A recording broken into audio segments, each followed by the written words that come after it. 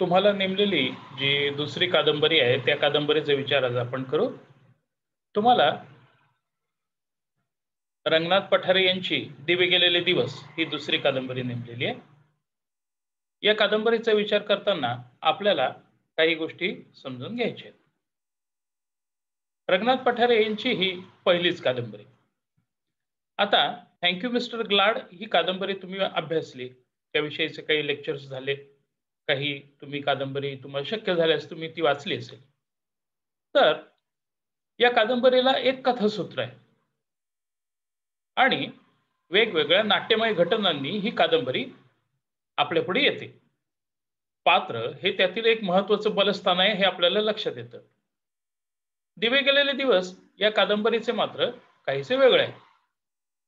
दिवे गेलेले गेलेले दिवस ही कादंबरी नेहमीच्या पद्धतीने त्यामध्ये एखादी गोष्ट आपल्याला सापडेलच असं काही नाही.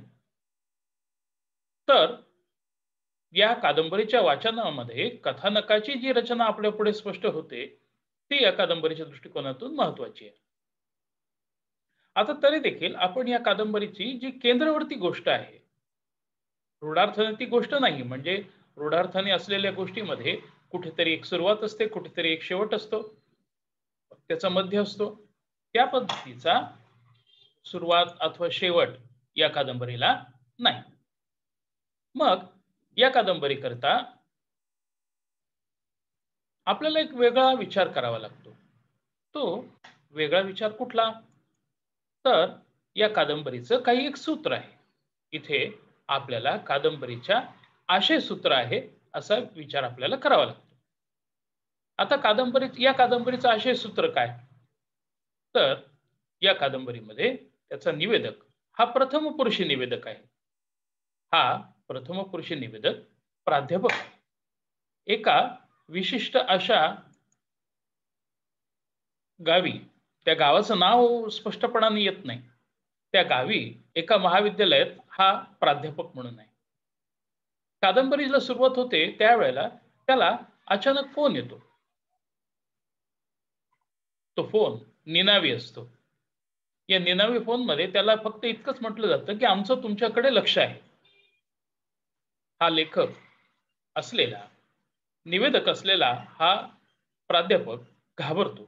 आपल्याला कोण फोन करत आहे असे त्याला वाटायला लागते. त्याचा बुराटे नावाच्या एका मुलावरती संशय असतो, परंतु नंतर असं लक्षात येतं की बुराटे तर त्याला फोनच करत नाहीये. आणि आता इथे आपल्याला असं लक्षात येतं की या कादंबरीला नेहमीच्या आशयसूत्रांप्रमाणे, नेहमीच्या कथेप्रमाणे त्याच्यात कथा नाही. तर या कथेच्या अंतर्गत, म्हणजे दिवे गेलेले दिवसच्या अंतर्गत असलेलं एक प्रभावी आशयसूत्र आपल्याला लक्षात घ्यावं लागतं. कथा आणि कादंबरी यामध्ये हा एक महत्त्वाचा फरक आहे. कथेमध्ये तुम्हाला एक विशिष्ट अशी गोष्ट अभ्यासाला मिळू शकते, आपल्या पुढे येऊ शकते. काही अनेक कादंबऱ्यांच्या बाबतीतही हे खरं आहे. पण दिवे गेलेले दिवस या कादंबरीच्या बाबतीमध्ये आपल्याला तसं म्हणता येणार नाही. आपल्याला या कादंबरीच्या असलेल्या आशयसूत्रांचाच विचार करावा लागतो. या आशयसूत्रांचा विचार करताना रंगनाथ पठारे यांच्या काही वैशिष्ट्यांचा विचार आपण करू. रंगनाथ पठारे यांचं बहुतांशी लेखन हे सामाजिक राजकीय परिस्थिती, स्त्री पुरुष नातेसंबंध आणि वेगवेगळ्या महाराष्ट्रातील स्थित्यंतरांचा आलेख आणि त्यावरची प्रतिक्रिया देणारे त्यांचे लेखन आहे. त्यांनी वेगवेगळ्या कादंबऱ्या लिहिलेल्या आहेत. त्या कादंबऱ्या कोणत्या, काय हे तुम्हाला मिळालेल्या टिपणांमध्ये ते असेलच. रंगनाथ पठारे मुख्यत्वे सामाजिक आणि राजकीय अशा परिस्थितीवरती आपलं लक्ष केंद्रित करतात. त्यातही अर्धनागर स्वरूपाच्या गावांमध्ये घडत असलेलं विश्व, त्यामध्ये घडणारी स्थित्यंतर, त्यामध्ये असलेलं डायनामिक याकडे लक्ष देण्याकडे त्यांचा कल असतो. आता दिवे गेलेले दिवस या कादंबरीचा कालखंड जर आपण विचार करायचा ठरला तर तो आपल्याला आणीबाणीचा कालखंड आहे असे लक्षात येते. आता तुम्हाला लक्षात आले असेलच, थँक्यू मिस्टर ग्लाडची मी आधी तुम्हाला एक गोष्ट सांगितली, त्या गोष्टीच्या अंतर्गत असलेलं वेगवेगळ्या पात्रांची रचना सांगितली, कथानकाची रचना सांगितली, भाषिक वैशिष्ट्य सांगितले. दिवे गेलेले दिवसचं मात्र तसं करता येत नाही. दिवे गेलेले दिवसचे विचार आपल्याला मागे पुढे जात आणि विशेषतः त्याच्या पार्श्वभूमीच्या संदर्भात आपल्याला करावा लागतो. दिवे गेलेले दिवसला एक सगळ्यात महत्वाची पार्श्वभूमी आहे, ती म्हणजे महाराष्ट्रातील असलेली राजकीय व्यवस्था आणि ती देखील एका विशिष्ट कालखंडात असलेली राजकीय व्यवस्था. त्याचं एक महत्वाचं सूत्र आहे. दिवे गेलेले दिवस ही रंगनाथ पठारे यांची पहिली कादंबरी. या कादंबरीच्या ब्लर्ब वरती आपल्याला दिसून येतं, त्यामध्ये म्हटलेलं आहे की त्यांच्या नवेपणाच्या खुणा या कादंबरीत दिसतात. दिवे गेलेले दिवस मध्ये एका अर्धनागर अशा गावामध्ये एका महाविद्यालयात असलेल्या घडणाऱ्या घडामोडींचं केंद्र आहे असं आपल्याला पहिल्यांदा वाटतं. वस्तुतः ते महाविद्यालय हे या कादंबरीचं केंद्र नाही. या कादंबरीचं केंद्र आहे महाराष्ट्रामध्ये त्या कालखंडामध्ये घडलेली स्थित्यंतरे आणि परिस्थिती. ही कादंबरी समजून घ्यायची असेल तर आपल्याला आणीबाणी म्हणजे नेमकं काय आणि या आणीबाणीच्या असलेल्या ज्या वैशिष्ट्ये जी आहेत, या वैशिष्ट्यांचा आपल्याला विचार करावा लागतो. ही काय वैशिष्ट्य आहे आणीबाणीची? आणीबाणी ही एक राजकीय स्थिती होती. या राजकीय स्थितीमध्ये तुम्ही राज्यशास्त्र पण शिकतात. या राजकीय स्थितीमध्ये एका विशिष्ट काळामध्ये इंदिरा गांधी यांच्या विरुद्ध निवडणुकीचा निकाल गेल्यामुळे, सुप्रीम कोर्टाचा निकाल त्यांच्या विरुद्ध गेल्यामुळे त्यांनी देशामध्ये आणीबाणी जाहीर केली आणि सर्वंकष अशी सत्ता एका विशिष्ट पक्षाकडे ती एकवटली. ही सत्ता एकवटल्यानंतर भारतामध्ये असलेल्या वेगवेगळ्या लोकशाही व्यवस्था यांचं दमन केलं गेलं आणि त्याचबरोबर व्यक्ती म्हणून असलेलं स्वातंत्र्य, व्यक्ती म्हणून असलेल्या काही वैशिष्ट्य की जे व्यक्ती स्वातंत्र्याच्या अंतर्गत येतात, ज्यामध्ये अभिव्यक्तीचं स्वातंत्र्य, विचार करण्याचं स्वातंत्र्य, आपले विचार अभिव्यक्त करण्याचं स्वातंत्र्य, या गोष्टींपासून सर्वसामान्यांना वंचित राहावं लागलं. अर्थात सर्वसामान्यांचा फारसा संबंध येथे येत नाही, पण या व्यवस्थेमध्ये ज्या घटकांना आपली अभिव्यक्ती महत्वाची वाटते अशा लोकांना ही सगळी व्यवस्था दमनकारी वाटली. तर काही लोकांना हे अनुशासन पर्व वाटलं. कादंबरीमध्ये आणीबाणी असा थेट उल्लेख न करता शिस्त पर्व असा उल्लेख केलेला आहे. हा शिस्त पर्वाचा कालखंड हा या कादंबरीमधला एक पूर्वार्ध आहे. व्यक्ती स्वातंत्र्याचा संकोच, सामाजिक व्यवस्थांचा संकोच, लोकशाही व्यवस्थांचा संकोच ही या सगळी काळाची वैशिष्ट्ये आहे. आणि मग या काळामध्ये जे बुद्धिवंत मानले जातील, संवेदनशील मानले जातील अशी माणसे काही एक आपली प्रतिक्रिया देऊ लागली. मग या प्रतिक्रियेमध्ये निवेदकाचे दोन मित्र देवकर आणि जोंधळे, मिस मेहताब, एक कादंबरीत येणारी देखणी आणि प्रशस्त बाई देवगिरीकर मॅडम, या अशा अनेक पात्रांचा समावेश येथे येतो. देवकर हा राज्यशास्त्राचा प्राध्यापक आहे, तर जोंधळे हा कवी आहे, पण प्राध्यापकही आहे. देवकर आणि जोंधळे आणि त्याचबरोबर निवेदक हे एका समाजवादी विचाराच्या वक्त्याचं व्याख्यान ऐकायला जातात. त्यातून ते प्रेरित होऊन स्वतः या आणीबाणी विरुद्ध, अनुशासन पर्वाविरुद्ध काही कृती करायला उभे राहतात. मी तुम्हाला सांगतोय, यामध्ये मी काही घटनांचा संकोच केलेला आहे, परंतु कादंबरीमध्ये अशा अनेक घटना येतात. उदाहरणार्थ, कादंबरीमध्ये येणारं भास्करराव बेंडे हे पात्र, भास्करराव बेंडे आणि प्राचार्य यांच्यामधील शीतयुद्ध, त्यामधील असलेला जातीयतेचा स्तर आणि त्यात येणारा जातीय संघर्ष, महाविद्यालयातील विद्यार्थी, प्राध्यापक यांचं एकमेकांशी असणारं नातं, महाविद्यालयीन विद्यार्थ्यांचा राजकारणाकरता केला जाणारा वापर, या अनुशासन पर्वामध्ये महाविद्यालयीन विद्यार्थ्यांचा केला गेलेला वापर, अनुशासन पर्वामध्ये कुटुंब नियोजनाची बळजबरी केली जाणारी ऑपरेशन्स, अनुशासन पर्वामध्ये वृत्तपत्र तसेच विचार स्वातंत्र्याचा झालेला संकोच, या संकोचा बरोबरच या अनुशासन पर्वाला विरोध करणाऱ्या वेगवेगळ्या घटकांचं दमन हे या कादंबरीमध्ये येतं. उदाहरणार्थ, लेखकाकडे म्हणजे निवेदकाकडे एक देखणी प्रशस्त बाई येते आणि ती सांगते की अनुशासन पर्वाविरुद्ध तुम्ही काहीतरी लिहा. तुम्ही संवेदनशील आहात, तुम्ही विद्वान आहात. येथे निवेदकाला पहिल्यांदा याबद्दल काही माहिती नसते, परंतु कालांतराने त्याला कळतं की या बाईच्या बाबतीमध्ये काय घडलेलं आहे. तिच्या नवऱ्याला आत्महत्या करायला भाग पाडलं गेलेलं आहे आणि वेगवेगळ्या दमनकारी अशा व्यवस्था वापरून ही अ, या बाईच्या आयुष्यात अनेक दुष्टचक्र सुरू झाली. म्हणजेच आपल्याला असं लक्षात येतं की येथे एक व्यवस्था आहे दमन करणारी, दुसरी व्यवस्था आहे ज्याचं शोषण होत आहे असे, तिसरी व्यवस्था आहे ती म्हणजे ज्यांनी या ज्यांनी या व्यवस्थेला विरोध करायला हवा असे संवेदनशील आणि राजकीय दृष्ट्या महत्वाच्या अशा व्यक्ती. परंतु येथे आपल्याला असं लक्षात येतं की या सर्व गोष्टींना विरोध करणारा एक निवडक वर्ग होता, परंतु काही जणांनी मात्र त्याविरुद्ध गप्प राहणंच पसंत केलं. हा कादंबरीचा पूर्वार्ध आहे. कादंबरीचा उत्तरार्ध मात्र वेगळा आहे. कादंबरीचा उत्तरार्ध हा ही आणीबाणीचं पर्व संपलेलं आहे आणि आता प्रांतिक निवडणुका येऊ घातलेल्या आहेत.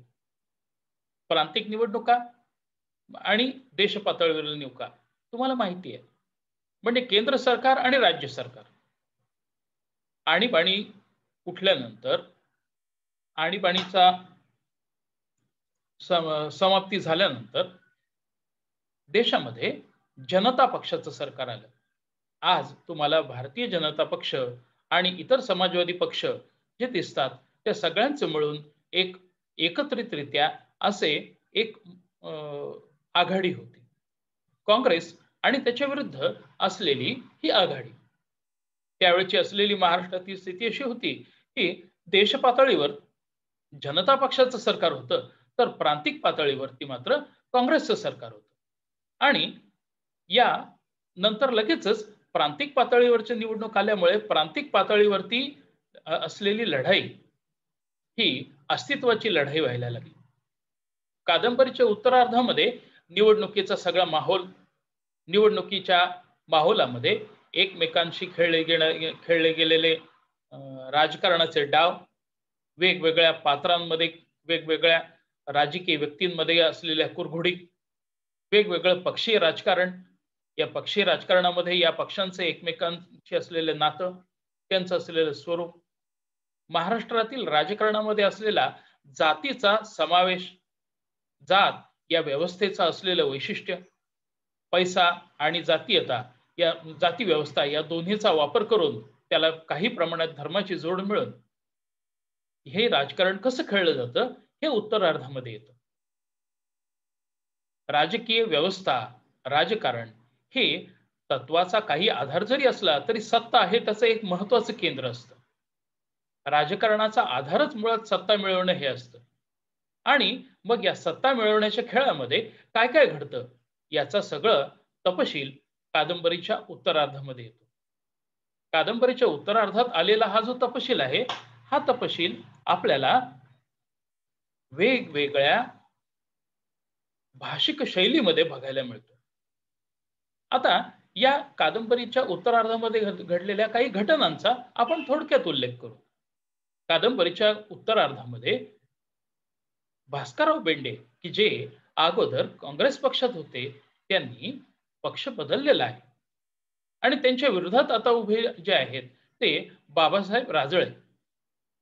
हे दोन परस्पर विरोधी असलेले, वस्तुतः एकेकाळी ते एकाच पक्षात असलेली माणसं नंतर एकमेकांविरुद्ध उभे राहतात. या राजळेंना भास्करराव बेंडे की जे आमदार आहेत त्यांनीच प्रोत्साहन देऊन त्यांना राजकारणात पुढे आणलं. परंतु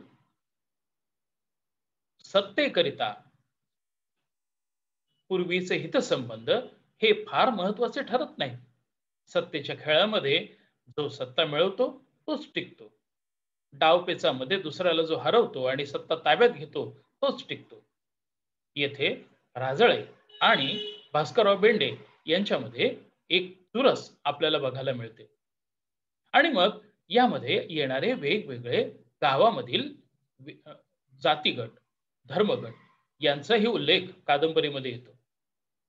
भास्करराव बेंडे हे त्यांच्याशी विरोध असणाऱ्या लोकांना आपल्या गटामध्ये समावेश करण्याचा प्रयत्न करतात. आपल्या बाजूने असलेल्या लोकांचं आणखीन सबलीकरण करून निवडणुकीकरिता आपला प्रचार वेगाने करण्याचा प्रयत्न करतात. या दोघांमधली चुरस या कादंबरीच्या उत्तरार्धामध्ये आपल्याला दिसून येते. कादंबरी करता सगळ्यात महत्वाची अशी गोष्ट आहे तो कादंबरीच्या शेवटाकडे होणारा प्रवास. कादंबरीच्या शेवटी भास्करराव बेंडे आणि राजळे यांच्यामधली चुरस ही उत्कंठेला जाऊन पोहोचते. आणि या उत्कंठेला जाऊन पोहोचल्यानंतर असं लक्षात येतं की काही थोडक्या मतांनी भास्करराव बेंडे निवडून येणार आहेत. आता पुन्हा एकदा आपल्याला लक्षात येते की भास्करराव बेंडे आणि प्राचार्य यांच्यामधले संबंध ताणलेले आहेत.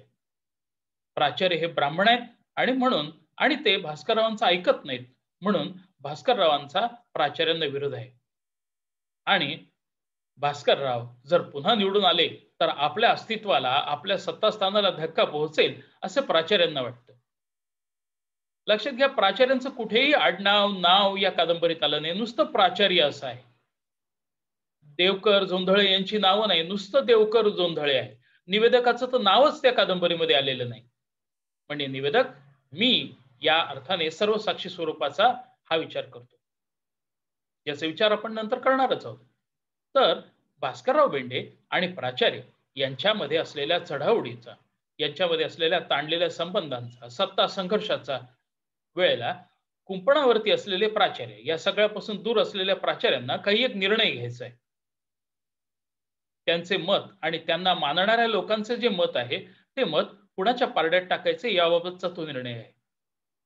आणि मग या वेळेला प्राचार्य निर्णय घेतात तो म्हणजे भास्कररावांच्या विरुद्ध जाण्याचा.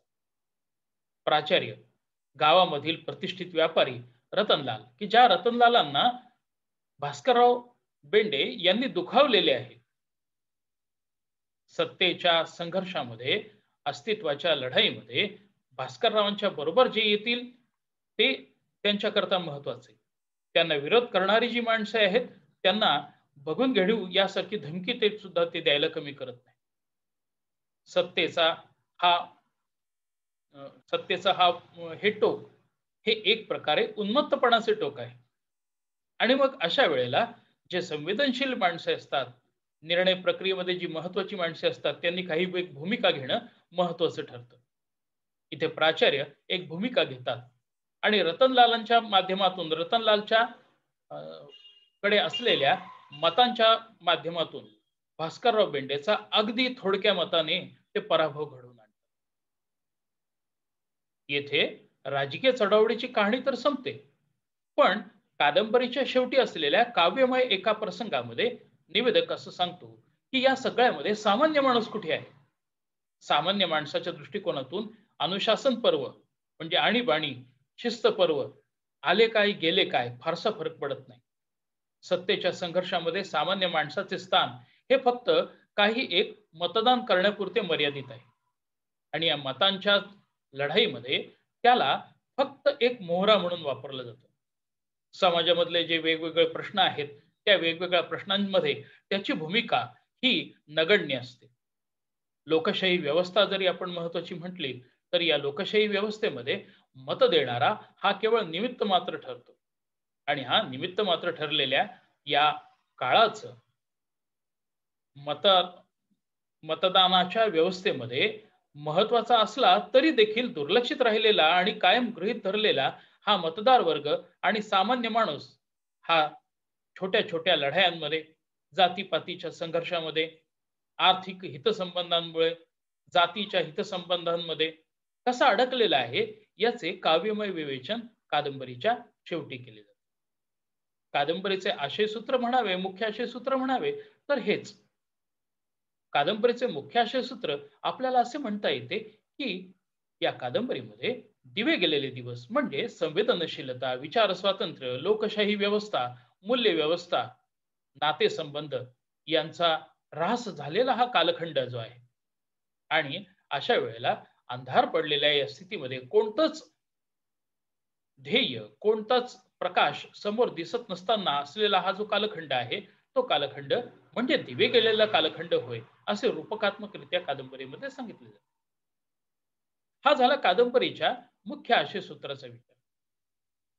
कादंबरीमध्ये इतर जी आशयसूत्रे समांतर पद्धतीने येतात, ती येणारी आशयसूत्रे म्हणजे ग्रामीण व्यवस्थेचे झालेले नागरीकरण, शिक्षण व्यवस्था, शिक्षण व्यवस्थेमध्ये असलेले जाती व्यवस्थेचा शिरकाव, महाराष्ट्रामध्ये असलेली वेगवेगळी जाती व्यवस्था, ब्राह्मणेतर वाद, वेगवेगळ्या जाती गटांचे एकमेकांशी असणारे नातेसंबंध, वेगवेगळे व्यापारी वर्गाचे इतर वर्गाशी असलेले आर्थिक हितसंबंध, ग्रामीण भागामध्ये असलेलं राजकारणाचे स्वरूप, वेगवेगळ्या विचार प्रणाली, या वेगवेगळ्या विचार प्रणालींचे नाते, तत्वाशी प्रामाणिक असलेल्या माणसांची होणारी होरपळ, ससे होलपट, तत्वांशी प्रामाणिक राहणाऱ्या गटांचे विलयाला जाणे, हे सर्व या कादंबरीमध्ये येते.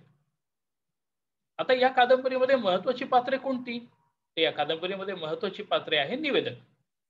निवेदक हा काहीसा तटस्थपणाने या कादंबरीचे निवेदन करतो असे आपल्याला वाटते.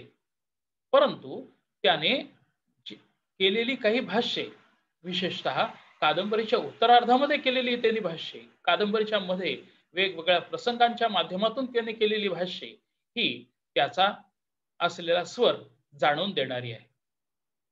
हा निवेदक आपल्या तिरकस भाषेमध्ये या घटनांवरती भाष्य करत जातो. पुढे रंगनाथ पठारे यांचे हेच एक महत्वाचे वैशिष्ट्य ठरले. कादंबरीमधले दुसरे महत्वाचे पात्र म्हणजे भास्करराव बेंडे, प्राचार्य, रतनलाल यासारखी पात्रे ही या सत्ता संघर्षामध्ये असणारी, बाबासाहेब राजळे, आणखीनही इतर पात्रे आहेत. प्रसंग या पात्रांनी भरगच्च असं ही कादंबरी आहे. या पात्रांविषयीचं सविस्तर विवेचन असलेले टिपण हे तुम्हाला मिळणारच आहे. तर या पात्रांच्या असलेल्या रचनेतून आणि या जातीय स्तराच्या, या राजकीय व्यवस्थेच्या असलेल्या स्तरातून ही कादंबरी उभी राहते. या कादंबरीच्या भाषेचा विचार करावयाचा झाल्यास कादंबरीमध्ये आपल्याला प्रथमपुरुषी निवेदक आढळतो. हा प्रथमपुरुषी निवेदक वर्णन, निवेदन, भाष्य, संवाद यांच्या सहाय्याने ही कादंबरी आपल्या पुढे सांगत जातो. कादंबरीमध्ये नागर, अर्धनागर अशा भाषेचा देखील वापर केलेला आहे. कादंबरीतील निवेदनाचा स्वर हा सर्वसाक्षी जरी असला तरी देखील तो क्वचित प्रसंगी उपहास, उपरोध, काव्यमयता या गोष्टींचाही वापर तो करतो. उपहास किंवा उपरोध हे रंगनाथ पठारे यांचे बलस्थान आपल्याला या सुरुवातीच्या कादंबरीमध्येही दिसून येते. या कादंबरीचा आपल्याला सविस्तर विचार टिपणामध्ये मिळणारच आहे. तुम्हाला कादंबरीचा विषय समजून घेण्याकरिता करिताचे हे व्याख्यान होते.